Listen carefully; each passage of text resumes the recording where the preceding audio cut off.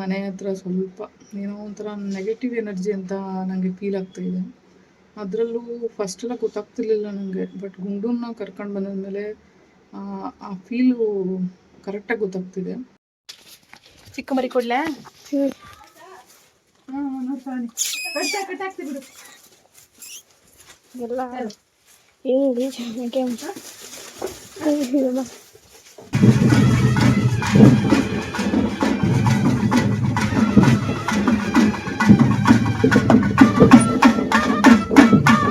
Terracotta jewellery ನನ್ನ friend ಅಮೇರಿಕಾದಲ್ಲಿದ್ದಾರೆ ಒಬ್ಬರು.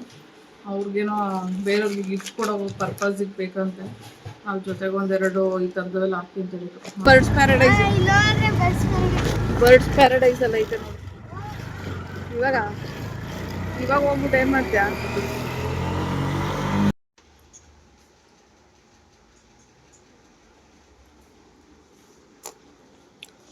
ರಾಗಿ ಒಂದಷ್ಟು ಕೊಟ್ಟಿದ್ದಾರೆ.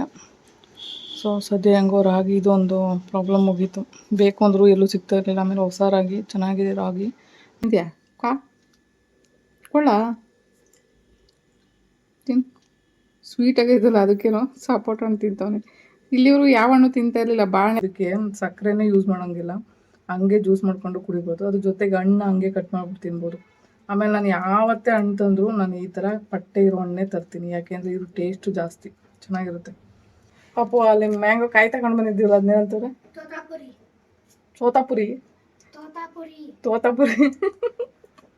ಅಯ್ಯೋ ಅದು ನೇಮು. ನಾವು ಸೋತಾಪುರಿ ಅಂದಂದು ಅಯ್ಯೋ ಏನೋ ಹೋಗೋದಕ್ಕೆ. ಆ್ಯಕ್ಚುಲಿ ತುಂಬ ದೂರದಿಂದ ಟ್ರಾವೆಲ್ ಮಾಡ್ಕೊಂಡು ಬಂದಿದ್ದು ಸಾಕಾಗ್ಬಿಟ್ಟಿದೆ. ನಿಜ ಹೇಳಬೇಕು ಅಂದರೆ ಆಟೋಯಿಂದ ಇಳಿಯೋದೇ ಸಾಕಾಗ್ಬಿಟ್ಟಿತ್ತು ನನಗೆ. ಆದರೂ ಏನು ಮಾಡೋದು, ಗುಂಡ ನೋಡಿ ಚೆನ್ನಾಗಿ ನಿದ್ದೆ ಹೊಡಿತವನೆ. ಸಾಕಾಗ್ಬಿಟ್ಟೈತೆ ಅವನಿಗೂ. ಯಾಕಂದರೆ ದೂರ ಟ್ರಾವೆಲ್ ಮಾಡಿಬಿಟ್ರೆ ಅವನು ಸುಸ್ತಾಗಿ ಬಂದು ಮಲ್ಕೊಂಬಿಡ್ತಾನೆ. ಏನು ತೀಟೆ ಮಾಡಲ್ಲ ಅವತ್ತು. ನೋಡು ಮಾವಿನಕಾಯಿ ಎಲ್ಲ ತೆಗಿ ಹೊರಗಡೆ. ಹಾಂ ಈ ಪ್ಲೇಟಲ್ಲಿ ಕೊಡು. ಎಲ್ಲ ತೆಗ್ಬಿಟ್ಟು ಪ್ಲೇಟಲ್ಲಿ. ನುಗ್ಗೆ ಸೊಪ್ಪು ಫ್ರೆಶ್ ಆಗೈತೆ.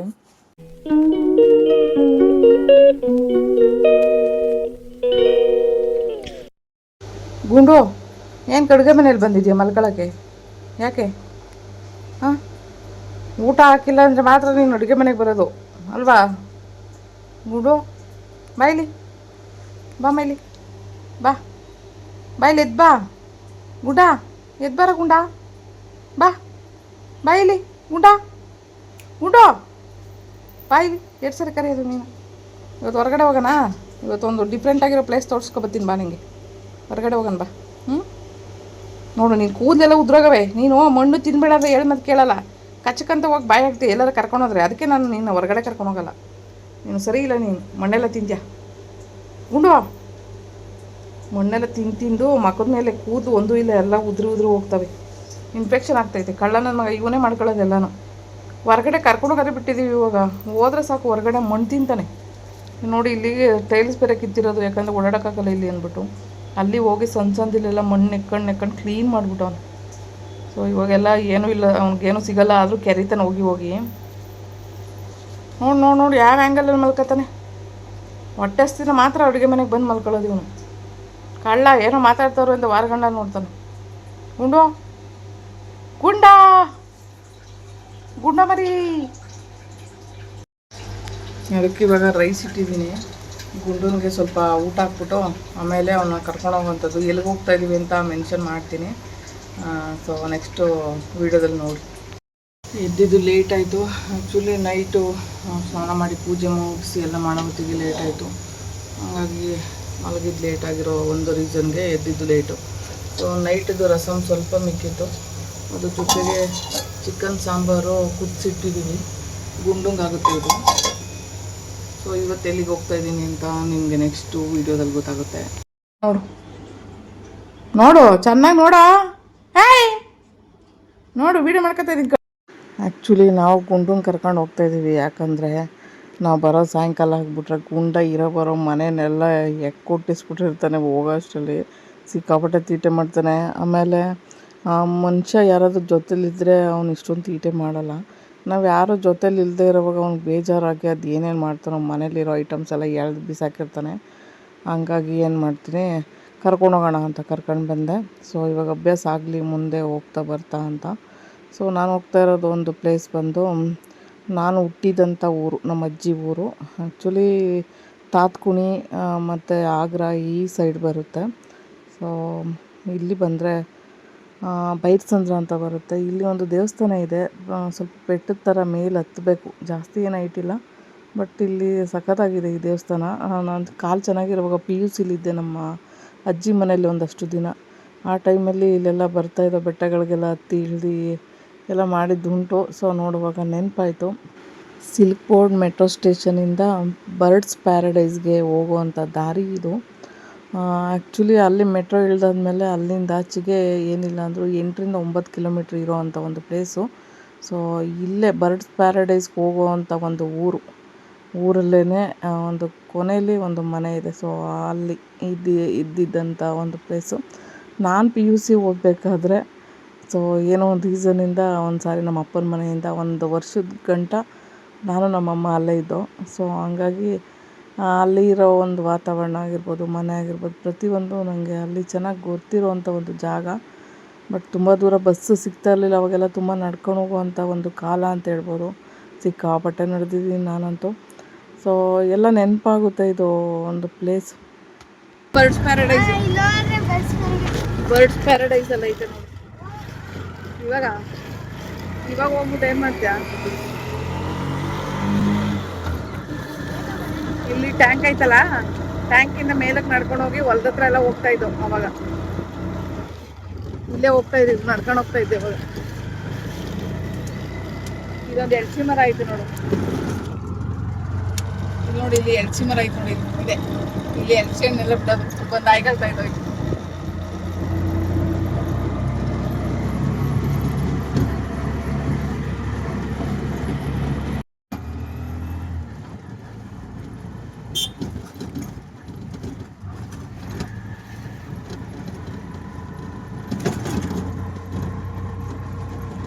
ಆಕ್ಸಿಡೆಂಟಾಗಿ 7 ಇಯರ್ಸ್ ಆಯಿತು. ಸೊ ಅದಾದಮೇಲೆ ನಾನು ಯಾವತ್ತೂ ಯಾರ ಮನೆಗೂ ಹೋಗೇ ಇರಲಿಲ್ಲ.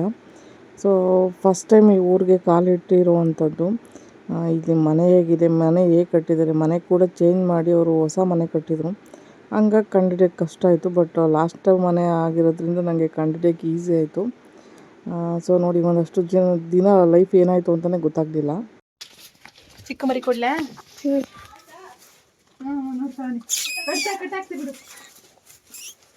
ಎಲ್ಲ ಹಿಂಗೆ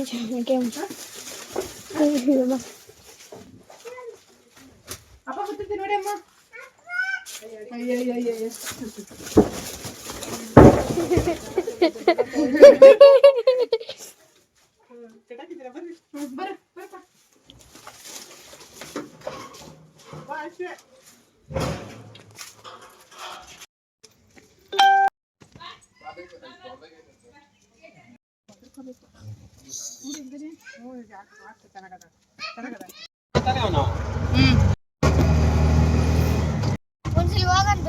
ರೋಡೇ ಚೆನ್ನಾಗಿ ಮಾಡಿಲ್ಲ ಬರ್ಡ್ಸ್ ಪ್ಯಾರಡೈಸ್ಗೆ ಹೋಗೋದಕ್ಕೆ.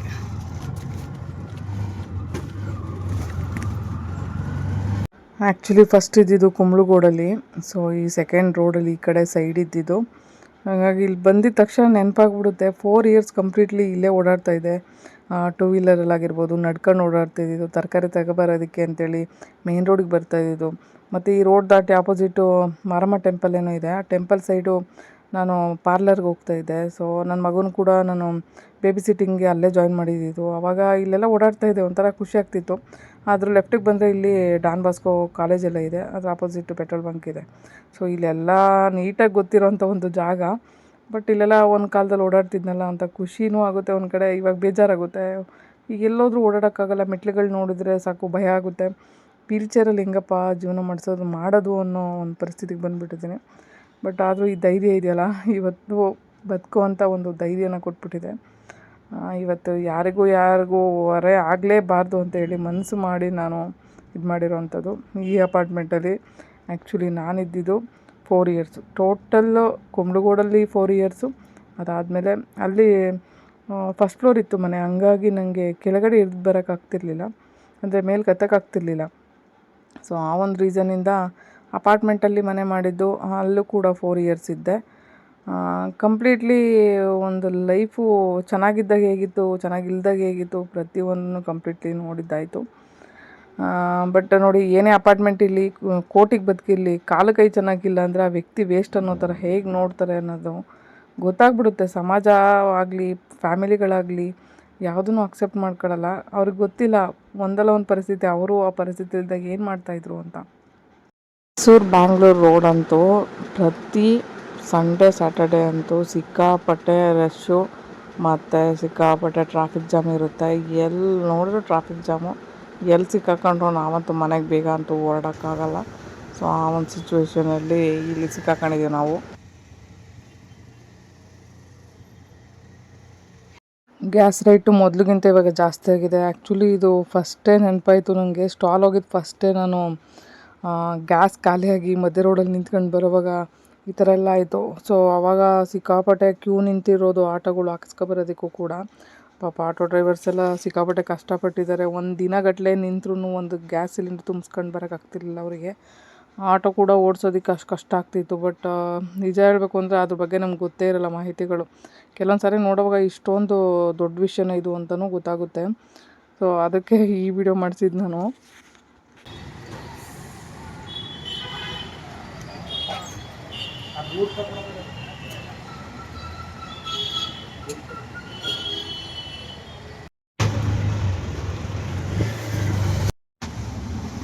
ಆಲ್ಮೋಸ್ಟು ಹೆಂಗಸ್ರುಗಳೇ ಹೂವು ಕಟ್ಟೋ ಅಂಥದ್ದು.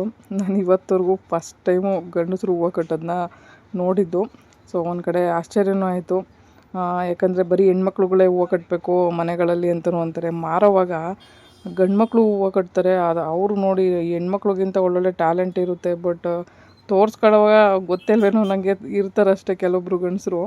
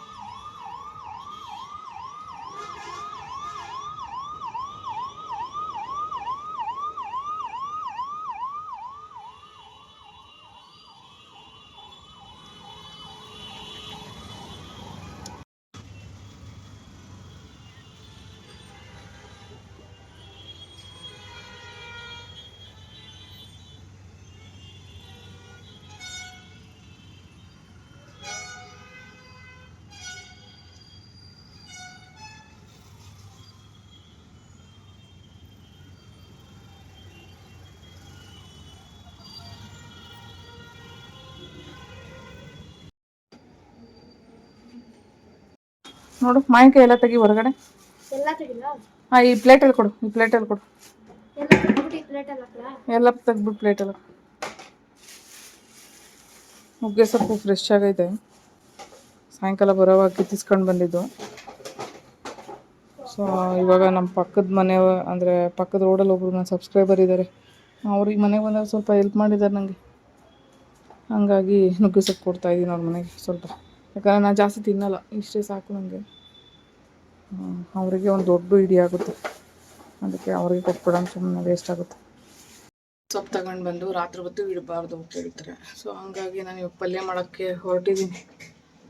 ಸ್ವಲ್ಪ ಸ್ವಲ್ಪ ಬೇಳೆ ಹಾಕಿದ್ದೀನಿ, ಒಂದೇ ಒಂದು ಇಡೀ ಆಗೋಷ್ಟು ಜಾಸ್ತಿ ಹಾಕಿಲ್ಲ. ಯಾಕಂದರೆ ನಾಳೆ ಸೋಮವಾರ ಮೊಟ್ಟೆ ಉರಿಯೋಕ್ಕಾಗಲ್ಲ ನುಗ್ಗೆ ಸೊಪ್ಪಿಗೆ. ಅದಕ್ಕೆ ನುಗ್ಗೆ ಸೊಪ್ಪು ಪಲ್ಯಕ್ಕೆ ನಾನು ಮೊಟ್ಟೆ ಉರಿತೀನಿ ಆಲ್ಮೋಸ್ಟು. ಸೊ ಅದು ಟೇಸ್ಟ್ ಸಖತ್ತಾಗಿರುತ್ತೆ. ಆ್ಯಕ್ಚುಲಿ ತುಂಬ ದೂರದಿಂದ ಟ್ರಾವೆಲ್ ಮಾಡ್ಕೊಂಡು ಬಂದಿದ್ದು, ಸಾಕಾಗ್ಬಿಟ್ಟಿದೆ ನಿಜ ಹೇಳಬೇಕು ಅಂದರೆ. ಆಟೋಯಿಂದ ಇಳಿಯೋದೇ ಸಾಕಾಗ್ಬಿಟ್ಟಿತ್ತು ನನಗೆ. ಆದರೂ ಏನು ಮಾಡೋದು, ಗುಂಡ ನೋಡಿ ಚೆನ್ನಾಗಿ ನಿದ್ದೆ ಹೊಡಿತವನೆ, ಸಾಕಾಗ್ಬಿಟ್ಟೈತೆ ಅವನಿಗೂ. ಯಾಕಂದರೆ ದೂರ ಟ್ರಾವೆಲ್ ಮಾಡಿಬಿಟ್ರೆ ಅವನು ಸುಸ್ತಾಗಿ ಬಂದು ಮಲ್ಕೊಂಬಿಡ್ತಾನೆ, ಏನೂ ತೀಟೆ ಮಾಡಲ್ಲ ಅವತ್ತು. ನೋಡಿ ಆ ಗಾಡಿ ಅಡೆ ಚೆನ್ನಾಗಿ ನಿದ್ದೆ ಹೊಡಿತವನೆ. ಸೊ ನನಗೂ ಹಂಗೆ ಸುಸ್ತಾಗಿತ್ತು. ಮನೆಗೆ ಬರೋಕ್ಕೆ ಮುಂಚೆ ಏನಿಸ್ತು ಅಂದರೆ ಅಯ್ಯಪ್ಪ ಹೋಗಿ ಮಲ್ಕೊಬಿಡೋಣ ಅಂತ. ಮನೆಗೆ ಬಂದಾದ್ಮೇಲೆ ನನಗೆ ಕೆಲಸಗಳೆಲ್ಲ ಕರೀತಾ ಇರ್ತವೆ, ಬಾ ಕೆಲಸ ಮಾಡು ಬಾ ಅಂತ. ಅದಕ್ಕೆ ನೋಡಿ ಒಂದು ಮಂಕ್ರಿ ಪಾತ್ರೆ ಇತ್ತು, ಎಲ್ಲ ದಬ ಅಂತ ಉಜ್ಜಾಕ್ಬಿಟ್ಟೆ. ದಬ ಅಂತ ಎಲ್ಲ ಬೆಳಗ್ಗೆ ಹಾಕಿ ಈಗ ಸಪ್ಪೆ ಮೊರೆ ಮುಖ ಹಾಕ್ಬಿಟ್ಟೈತೆ ನೋಡಿ. ಬಿಸಿಲು ಓಡಾಡ್ಕೊಂಡು ಬಂದು ಅದಕ್ಕೋತು ಸುಸ್ತಾಗ್ತಾಯಿತ್ತು. ಸೊ ಅದ್ರ ಜೊತೆಗೆ ನುಗ್ಗೆ ಸೊಪ್ಪು ಪಲ್ಯ ಮಾಡಿಬಿಡೋಣ ಅಂತ ಹೇಳ್ಬಿಟ್ಟು ಹಾಕಿಟ್ಟಿದ್ದೀನಿ, ಎಲ್ಲ ಸೋಸಿಟ್ಟೆ. ಸೊ ಅದ್ರ ಜೊತೆಗೆ ನೋಡಿ ಎಲ್ಲೋ ಆರ್ಗ್ಯಾನಿಕ್ಕಾಗಿ, ಅಂದರೆ ಯಾವುದೇ ಒಂದು ಕೆಮಿಕಲ್ ಯೂಸ್ ಮಾಡದೆ ಬಾಳೆಹಣ್ಣ ಅಂದರೆ ಮಾರ್ತಾಯಿದ್ರು ಅಲ್ಲೊಂದು ಕಡೆ. ಸೊ ನೋಡಿದೆ, ಇಷ್ಟ ಆಯಿತು, ಯಾಕೋ ತೊಗೋಬೇಕಂತ ಅನ್ನಿಸ್ತು. ಹಾಫ್ KGಗೆ 80 ರುಪೀಸ್, ಅಲ್ಲ ಸಾರಿ, ಹಾಫ್ KGಗೆ 40 ರುಪೀಸ್ ತಗೊಂಡ್ರು. 1 KGಗೆ 80 ರುಪೀಸ್ ಇಟ್ಟಿದ್ರು. ಸೊ ಅದಕ್ಕೆ ಹಾಫ್ KG ತೊಗೊಂಡು, ಅದ್ರ ಜೊತೆಗೆ ಅಲ್ಲಿಂದ ಬರಬೇಕಾದ್ರೆ ಕರ್ಬೇವಿನ ಸೊಪ್ಪು, ನುಗ್ಗೆಕಾಯಿ, ಸೊ ಇಲ್ಲೇ ಇದೆ ನಾಟಿ ಕರ್ಬೇವಿನ ಸೊಪ್ಪು, ಒಂದಷ್ಟು ನುಗ್ಗೆಕಾಯಿ ಕೊಟ್ಟಿದ್ರು. ಸೊ ಅದ್ರ ಜೊತೆಗೆ ಸಪೋಟ ಹಣ್ಣು, ಆಮೇಲೆ ಅದೆಂಥದ್ದು ಸೋತಪುರಿ. ಅಯ್ಯೋ ಏನು ನನಗೆ ಬರಲ್ಲ, ಸೋತಪುರಿ ಅಂತೀವಿ ನಾವು. ಅದಕ್ಕೇನೋ ಹೇಳ್ತಾರಪ್ಪ, ಚೋತಪುರಿ ಅಂತ. ಅಯ್ಯೋ ನಂಗೆ ಹೇಳೋಕ್ಕೆ ಗೊತ್ತಾಗಿಲ್ಲ, ಸಾರಿ. ಎಂಥದ್ದು ಮ್ಯಾಂಗೋ, ಅಯ್ಯೋ ಹಾಳದ ನನ್ನ ಮಗಂದು. ಚೋತಪುರಿ ಅದೇನಂತಾರ ಅದು ನಾವು ಮ್ಯಾಂಗೋಗೆ. ಪಾಪು ಅಲ್ಲಿ ಮ್ಯಾಂಗೋ ಕಾಯಿ ತಗೊಂಡು ಬಂದಿದ್ದೀವಲ್ಲ, ಅದನ್ನೇನಂತಾರೆ? ಚೋತಾಪುರಿ. ಅಯ್ಯೋ ಅದು ನೇಮು, ನಾವು ಸೋತಾಪುರಿ ಅಂತಂದು ಅಯ್ಯೋ ಏನೋ ಹೋಗೋದಕ್ಕೆ. ಸೊ ನೋಡಿ, ಒಂದು ನೇಮು ಕಂಡಿಡಿಯೋಕ್ಕೆ ಎಷ್ಟು ಕಷ್ಟ ಆಗ್ತಾಯಿದೆ ಅಂತ. ಇರೋ ವರ್ಷಕ್ಕೆ ಎಲ್ಲ ಆಗ್ತಾಯಿದೆ, ಏನು ಮಾಡೋದು ಗೊತ್ತಾಗ್ತಿಲ್ಲ ಹೋಗೋದಕ್ಕೆ. ಸೊ ಅದ್ರ ಜೊತೆಗೆ 1 KG ದ್ರಾಕ್ಷಿ ಹಣ್ಣು ತೊಗೊಂಡು ಬಂದೆ, 2 KG ಏನು ಜ್ಯೂಸ್ ಹಣ್ಣು ತೊಗೊಂಡು ಬಂದೆ. ಆ್ಯಕ್ಚುಲಿ ಮಾತಾಡೋಕ್ಕೆ ಆಗ್ತಿಲ್ಲ ನೋಡಿ, ಇರೋ ವರ್ಷಕ್ಕೆ ಎಲ್ಲ ಕಿದ್ಕೊಂಡು ಹೋಗ್ತಾಯಿತ್ತು. ತುಂಬ ಶೆಕೆನಪ್ಪ. ಆ್ಯಕ್ಚುಲಿ ಎಂತ ಹಣ್ಣಿದು ಇರಿ, ಅದೇನು ಒಂದೊಂದು ಹಣ್ಣು ಹೆಸರು ಯಾಕಪ್ಪ ಬರೋಲ್ಲ. ಆಮೇಲೆ ನಾನು ಸ್ವಲ್ಪ ಮರೆಗುಳಿ ಅದು ಏನಾದರೂ ಹೆಸರು ಹೇಳೋಕೆ ಹೋದ್ರೆ ಅದು ಆಗಲೇ ಮರೆಗುಳಿ ಆಗಿಬಿಟ್ಟಿರ್ತದೆ ನನಗೂ. ಸೊ ಕರ್ಬೂಜ ಹಣ್ಣು ಬಾಕ್ಸೋದು ಏನೇನು ಬಂದ್ಬಿಡ್ತು. ಈ ಕರ್ಬೂಜ ಹಣ್ಣು ಇದೆಯಲ್ಲ, ಈ ಥರ ಪಟ್ಟೆ ಇರೋವಂಥದ್ದು 80 ರುಪೀಸ್ KG. ಸೊ ಆಮೇಲೆ ಈ ಹಣ್ಣು ಗಮಲ ಬಂದರೆ ಒಂಥರ ಆ ಸ್ಮೆಲ್ಲಿಗೆ ತಿನ್ಬೇಕು ಅನಿಸುತ್ತೆ. ಬಟ್ ತುಂಬ ಸ್ವೀಟ್ ಇರುತ್ತೆ. ಇದಕ್ಕೆ ಸಕ್ಕರೆನೇ ಯೂಸ್ ಮಾಡೋಂಗಿಲ್ಲ, ಹಂಗೆ ಜ್ಯೂಸ್ ಮಾಡ್ಕೊಂಡು ಕುಡಿಬೋದು. ಅದ್ರ ಜೊತೆಗೆ ಹಣ್ಣು ಹಂಗೆ ಕಟ್ ಮಾಡ್ಬಿಟ್ಟು ತಿನ್ಬೋದು. ಆಮೇಲೆ ನಾನು ಯಾವತ್ತೇ ಹಣ್ಣು ತಂದರೂ ನಾನು ಈ ಥರ ಪಟ್ಟೆ ಇರೋ ಹಣ್ಣೇ ತರ್ತೀನಿ, ಯಾಕೆಂದರೆ ಇದು ಟೇಸ್ಟು ಜಾಸ್ತಿ ಚೆನ್ನಾಗಿರುತ್ತೆ. ನಾಟಿ ಹಣ್ಣು ಅಂತಲೂ ಹೇಳ್ಬೋದು. ಬಟ್ ಇನ್ನೊಂದು ಥರ ಇರುತ್ತೆ ಇದರಲ್ಲಿ, ಜ್ಯೂಸ್ ಹಣ್ಣು ಒಂದಿಷ್ಟು ಚೆನ್ನಾಗಿರಲ್ಲ. ನಾನು ತರೋದೇ ಇಲ್ಲ, ಇದು ರೇಟ್ ಜಾಸ್ತಿ ಇರೋ ಪರವಾಗಿಲ್ಲ ಅಂತ ತಂದರೆ ಜ್ಯೂಸ್ ಅಂತೂ ಮಾಡ್ತೀನಿ ಹಾಗಾಗಿ. ಆಮೇಲೆ ಅದ್ರ ಜೊತೆಗೆ ಇವಾಗ ನಾನು ಬೆಲ್ಲ ಜಾಸ್ತಿ ಯೂಸ್ ಮಾಡಿ ಜ್ಯೂಸ್ ಮಾಡೋವಂಥದ್ದು. ಬೆಲ್ಲ ಆರೋಗ್ಯಕ್ಕೆ ತುಂಬ ಒಳ್ಳೆಯದು. ಅಯ್ಯೋ ಈ ವರ್ಷಕ್ಕೆ ಎಲ್ಲ ಆಗ್ತಾಯಿತ್ತು ನನಗೆ. ಇನ್ನೇನು ಮಾಡೋದು, ಇಲ್ಲೇನು ಒರೆಸ್ಕೊಳಕ್ಕಾಗ್ತಾಯಿಲ್ಲ, ಶರ್ಟಲ್ಲಿ ಟೀ ಶರ್ಟಲ್ಲಿ. ಯಪ್ಪ ಸಾಕಾಗ್ಬಿಟ್ಟಿದೆ, ಅಡುಗೆ ಮನೆಯಿಂದ ಓಡೋಗ್ಬಿಡ ಅನ್ಸ್ಬಿಟ್ಟೈತೆ. ಅಯ್ಯೋ ಈ ಹೆಣ್ಮಕ್ಳಿಗೆ ಯಾಕಾದ್ರೂ ಬೇಸಿಗೆ ಕಾಲ ಬರುತ್ತೋ ಅಂತ ಅನಿಸುತ್ತೆ. ಯಾಕಂದರೆ ಅಡುಗೆ ಮನೇಲಿ ಅರ್ಧ ಜೀವನ ಮುಗ್ದೋಗುತ್ತೆ ಈ ಸೆಕೆ ಒಳಗಡೆ.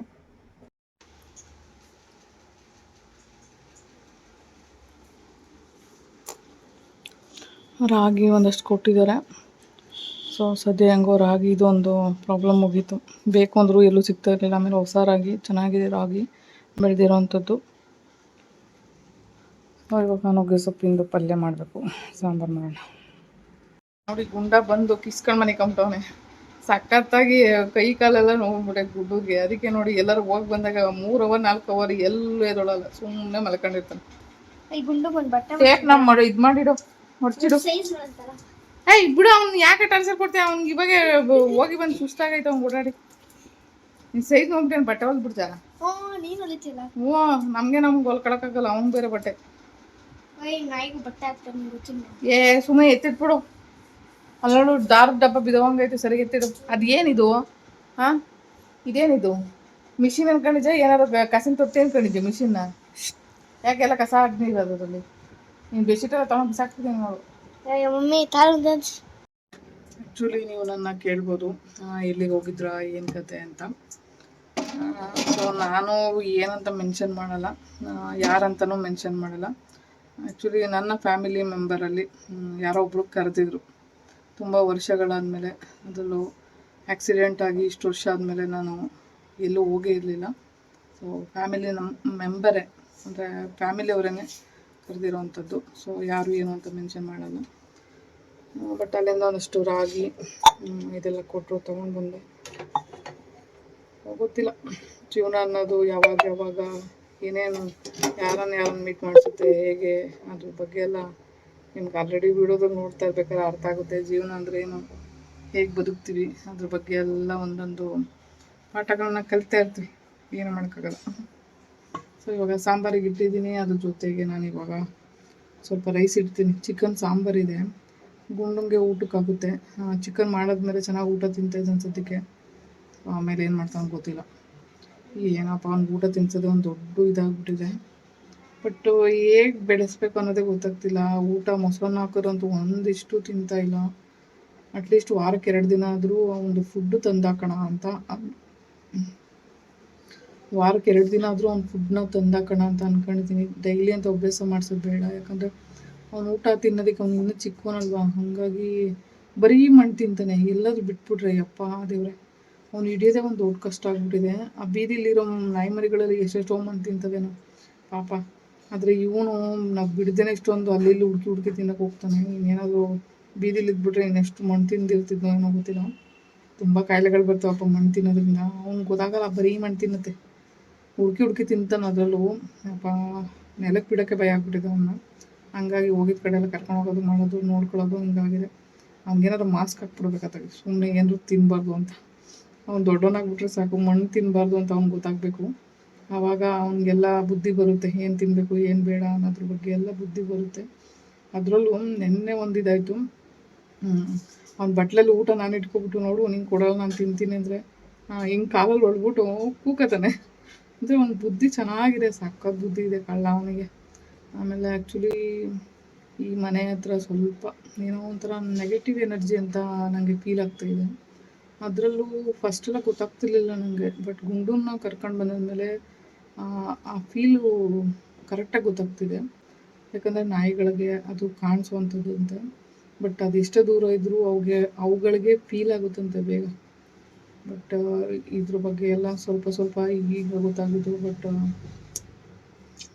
ನಾವು ಧೈರ್ಯವಾಗಿರಬೇಕು, ಏನೇ ಇದ್ದರೂ ನಮ್ಮ ಮನಸ್ಸು ಸ್ಟ್ರಾಂಗ್ ಆಗಿದ್ದರೆ ಮಾತ್ರ ನಮ್ಮ ಹತ್ರ ಏನೂ ಬರೋಕ್ಕೆ ಸಾಧ್ಯ ಇಲ್ಲ. ಬಟ್ ಇದನ್ನೆಲ್ಲ ನಂಬಿಕೆ, ಯಾಕೆಂದರೆ ಕೆಲವೊಂದು ಅನುಭವಗಳಾಗಿದ್ದಾವೆ. ಹಾಗಾಗಿ ಅದು ಏನು ಅನುಭವ, ಏನು ಕತೆ ಅನ್ನೋದ್ರ ಬಗ್ಗೆ ಎಲ್ಲ ನಾನು ಮುಂದಿನ ದಿನಗಳಲ್ಲಿ ತಿಳಿಸ್ತೀನಿ. ಬಟ್ ನೆಗೆಟಿವ್ ಎನರ್ಜಿ ಇರೋದಂತೂ ಪಕ್ಕ. ಬಟ್ ನಾನು ಇಷ್ಟು ದಿನ ನಂಬಿರಲಿಲ್ಲ.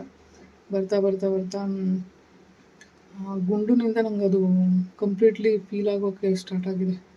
ರಾತ್ರಿ ಎಲ್ಲ ಬೊಗಳೋದು ಅವನು. ಸೊ ಇದನ್ನು ನನಗೆ ಕಂಪ್ಲೀಟ್ಲಿ ಅರ್ಥ ಆಗ್ತಿದೆ, ಏನೋ ಒಂದು.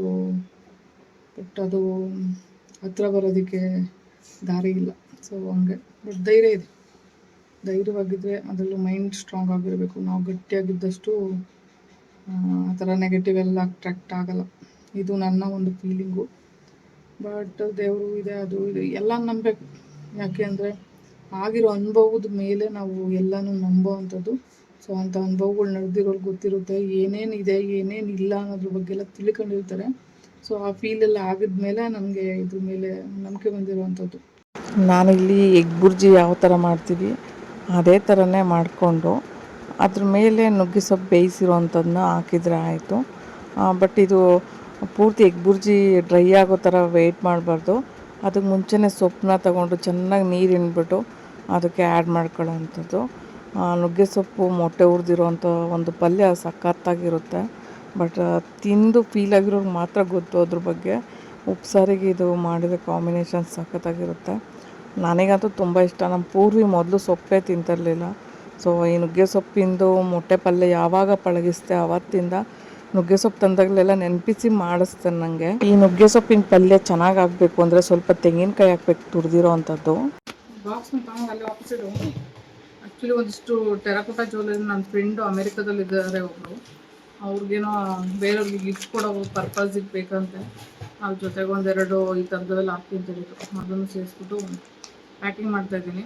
ಆ್ಯಕ್ಚುಲಿ ಅವ್ರ ಹಸ್ಬೆಂಡ್ ಬಂದು ಬೆಂಗಳೂರಿಗೆ ಬಂದಿದ್ದಾರೆ, ಸೊ ಹೋಗ್ಬೇಕಾದ್ರೆ ತಗೊಂಡೋಗ್ತಾರಂತೆ. ಕೆಲವೊಂದು ಜ್ಯುವೆಲರಿ ಕಥಕಳಿ ಆಗಿರ್ಬೋದು, ಇನ್ನೊಂದು 2-3 ಥರ ಸಲ ಸ್ವಲ್ಪ ಜ್ಯುವೆಲರಿನ ಪ್ಯಾಕಿಂಗ್ ಮಾಡಿದ್ದೀನಿ. ಇದನ್ನು ಕಳಿಸೋದು ಬಂದು ಅಮೇರಿಕಾಗೆ ಹೋಗುತ್ತೆ. ಇದು ಆ್ಯಕ್ಚುಲಿ ಎಷ್ಟು ದಿನಕ್ಕೆ ಹೋಗುತ್ತೆ ಅಂತ ಗೊತ್ತಿಲ್ಲ. ಅವರು ಇಲ್ಲಿಂದ ಬೆಂಗಳೂರಿಂದ ಯಾವಾಗ ಹೊರಡ್ತಾರೆ ಅಂತ ಹೋಗುತ್ತೆ. ಸೊ ಅದಕ್ಕೆ ಎಲ್ಲ ಪ್ಯಾಕಿಂಗ್ ರೆಡಿ ಮಾಡ್ತಾ ಇದ್ದೀನಿ. ಪ್ಲಾಸ್ಟಿಕ್ ನೋಡಿ, ಸಪೋಟ ಅಂತ ತಿಂತವನೆ ಗುಂಡ. ಕೊಳಮ್ಮ ತಿಂತೀಯಾ? ಕೊಳ್ಳ ತಿನ್. ಸ್ವೀಟಾಗೈತಲ್ಲ, ಅದಕ್ಕೇನೋ ಸಪೋಟ ಹಣ್ಣು ತಿಂತವನೆ. ಇಲ್ಲಿವರು ಯಾವ ಹಣ್ಣು ತಿಂತಾ ಇರಲಿಲ್ಲ, ಬಾಳೆಹಣ್ಣು ತಿಂತಾಯಿದ್ದ, ಅದು ದಪ್ಪು ಬನಾನ ಅಷ್ಟೇ. ಸಣ್ಣ ಬನಾನ ತಿನ್ನಲ್ಲ ಅವನು. ಜಾಕ್ ಫ್ರೂಟ್ ತಿಂತಾನೆ, ಅದು ಸ್ವೀಟಾಗಿರುತ್ತಲ್ಲ. ಇದು ಸ್ವೀಟಾಗಿರೋದಕ್ಕೆ ಏನೋ ಟೇಸ್ಟ್ ನೋಡ್ತಾವನೆ. ನಾವು ತಿಂತಾ ಇರೋದಕ್ಕೆ ಏನೋ ತಿಂತವ್ರಲ್ಲ ಅಂತ ಬಂದವನೆ. ತಿನ್ಕೊಂಡವ ನೋಡಿ ಹಣ್ಣು, ಕಳ್ಳ ಮರಿ. ಗುಂಡು ಚೆನ್ನಾಗೈತಮ್ಮ ಹಣ್ಣು, ಸಪೋಟ ಹಣ್ಣು ಚೆನ್ನಾಗೈತಾ? ಹಾಂ, ಸ್ವೀಟಾಗೈತಾ?